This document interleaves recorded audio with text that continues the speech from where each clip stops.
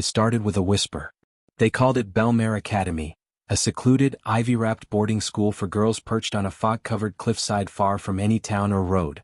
It looked like a fairy tale castle from the outside, with its pointed towers, stained glass windows, and winding stone staircases, but the truth was far from magical. New students arrived every semester with hopeful smiles and suitcases full of dreams, but within days those smiles faded. There was a rule that loomed above all others, engraved into every wall and handbook: no student may leave the grounds until the 13th toll. No one knew what it meant, not even the teachers. When asked, they'd simply lower their eyes and say, "It's always been that way." 16-year-old Amara was different. Sharp-minded, observant, and newly transferred from a high-achieving school in Lagos, she had no intention of being another obedient girl in pleated skirts. From the first day she noticed oddities. Why was there no functioning phone line?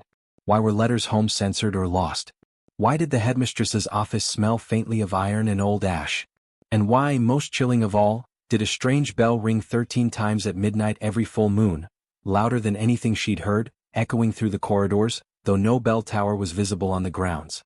Amara quickly made friends with 3 other curious souls: Shayla, a quiet artist who painted eerie things before they happened; Hannah, a rule-breaker with a talent for sneaking into places she shouldn't be; and Toomey, a shy genius who'd already decoded half of the school's archaic blueprints.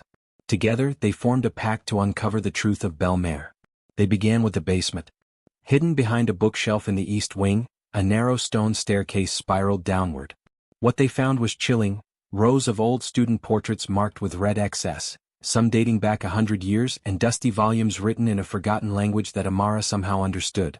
13 tolls unlock the gate, but only blood may pay the passage, she read aloud, her voice shaking. Things escalated.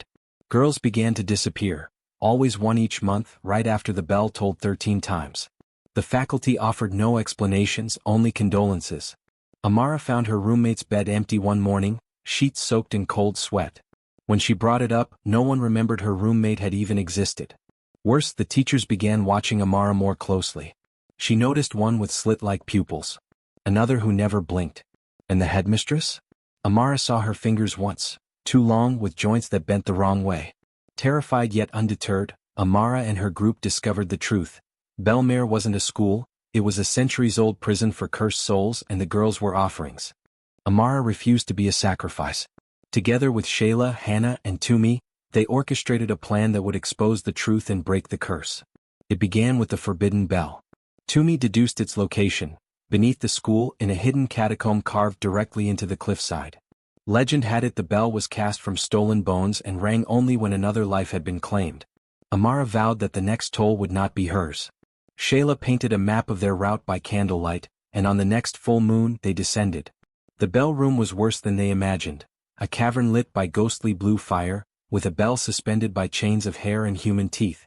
Beneath it, a pit churned with black water, and inside it, faces screamed. Before they could react, the headmistress appeared, her true form revealed, skin like cracked porcelain, eyes hollow and dripping shadows. "You were supposed to wait your turn, child," she hissed. Amara stepped forward, heart pounding. "We're not waiting anymore." Using a sigil she had deciphered from the forbidden texts, she traced the circle of salt and invoked the memory of the first girl, the soul of the very first student sacrificed 100 years ago. A blinding light burst forth as the spirit took shape, wailing in pain and fury. The headmistress shrieked. The bell began to swing on its own. A storm erupted outside as the academy shook. Walls cracked. The portraits in the basement bled ink and moaned. As the bell tolled once, twice, all the way to 12, Amara faced a choice. To break the curse, she had to ring the bell herself for the 13th time, but only by offering herself willingly. Shayla begged her not to. Toomey calculated a dozen alternate scenarios. Hannah even drew a knife, threatening to force another way. But Amara stepped forward and struck the bell with her bare hand. The sound was deafening. Her eyes rolled back. The room exploded in white. When Amara woke, the sun was shining, something no one had seen at Bellmare in years. The gates, rusted shut for generations, creaked open. The headmistress was gone, her office now filled with nothing but ash and broken glass. Missing girls returned, dazed but alive, wandering the halls like dreamers waking from a nightmare. And Amara? Her skin now glowed faintly under moonlight, and whispers followed her wherever she walked. The other girls crowned her not just a hero, but a guardian. Bellmare was no longer a prison. It was hers now. Today Bellmare Academy is still a school, but one unlike any other. Protected by ancient seals and led by the girl who changed everything, it teaches more than books. It teaches freedom, truth, and how to stand even when darkness watches. No one is forced to stay anymore, but most who arrive choose never to leave.